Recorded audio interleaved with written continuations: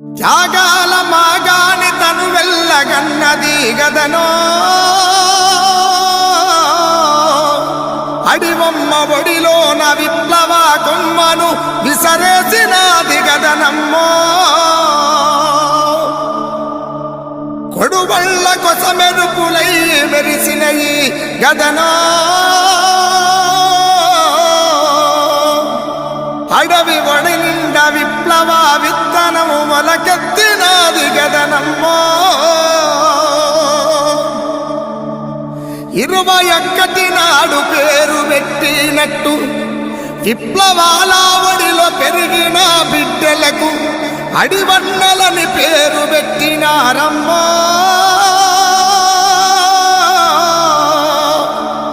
ఆ అడవి తల్లి నీకు వందనామమ్మో.